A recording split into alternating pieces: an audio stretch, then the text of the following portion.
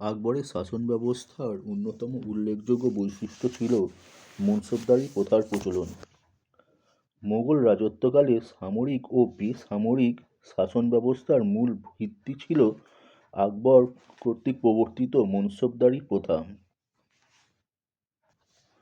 মনসব কথার অর্থ হল পদমর্যাদা। এই প্রথার লক্ষ্য ছিল বেতন অনুযায়ী কর্মচারীদের পদমর্যাদা স্থির করা।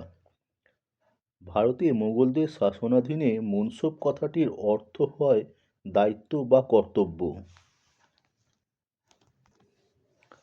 আকবর সামরিক বিভাগের শাসন ও সংগঠন উন্নত করার জন্য মনসবদারি প্রথা চালু করেন। যিনি এই বিশেষ পদমর্যাদার অধিকারী হতেন তাকেই মনসবদার বলা হতো। মনসবদারি কখনোই উত্তরাধিকারের সূত্রে লাভ করা যেত না, যোগ্যতার ভিত্তিতে বাদশাহের কাছ থেকে লাভ করা হতো। মনসবদারের পদমর্যাদার তারতম্য করা হতো তাদের অভিজ্ঞতা ও উন্নতির পরিচায়ক হিসাবে। মনসবের পদমর্যাদা দানের পরেও বিশেষ বিশেষ মনসবদারকে নানা রকম খেতাব দেয়া হতো, যেমন খান-ই-খানান, খান-ই-জাহান ইত্যাদি। একজন মনসবদার জাট ও সওয়ার এই দুই পদের অধিকারী হতেন।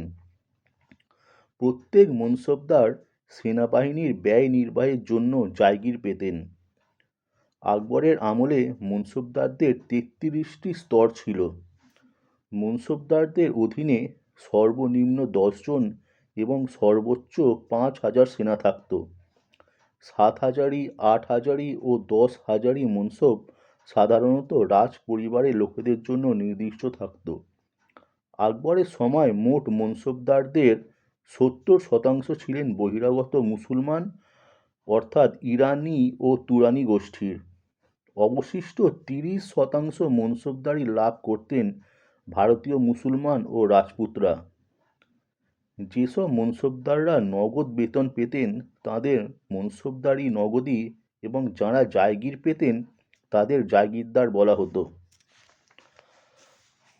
সম্রাট তার ইচ্ছামতো যে কোনো মনসবদারকে এক জায়গির থেকে অন্য জায়গিরে বদলি করতে পারতেন।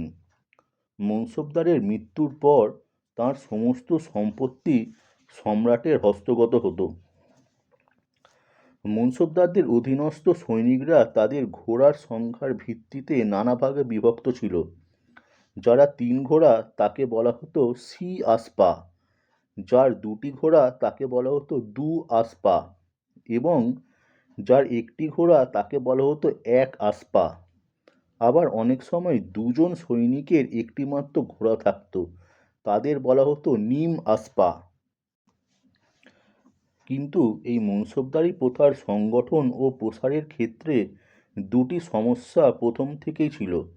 প্রথম সমস্যাটি ছিল এই প্রথার অন্তর্গত সকল পদাধিকার ব্যক্তির ক্ষেত্রেই মনসব কথাটি ব্যবহৃত হতো না, শুধুমাত্র উচ্চ পদাধিকারীদের ক্ষেত্রেই তাহা প্রয়োগ করা হতো, যদিও প্রশাসনের সকল কর্মচারীদের ক্ষেত্রে তা প্রযোজ্য ছিল। দ্বিতীয় সমস্যাটি ছিল এই যে সামরিক অর্থেই মনসব কথাটি ব্যাখ্যা করা হতো, কিন্তু এই ব্যাখ্যা ছিল নিহাতি অলীক বা প্রতীক মাত্র। মনসব কথাটি ছিল অলীক কারণ সকল কর্মচারীকে সামরিক পদমর্যাদা দেয়া হলেও সকলের ক্ষেত্রে সামরিক দায়িত্ব পালন করা সদা সর্বদা বাধ্যতামূলক ছিল না। তবে এটা অনস্বীকার্য যে মনসবদারি প্রথার আওতায় প্রতিটি কর্মচারীরই কিছু না কিছু সামরিক দায়-দায়িত্ব ছিল। তবে পরবর্তীকালে এই প্রথার ত্রুটিগুলি মুঘল শাসনযন্ত্রকে ভেঙে ফেলে এবং মুঘল সাম্রাজ্যের পথ প্রশস্ত করে।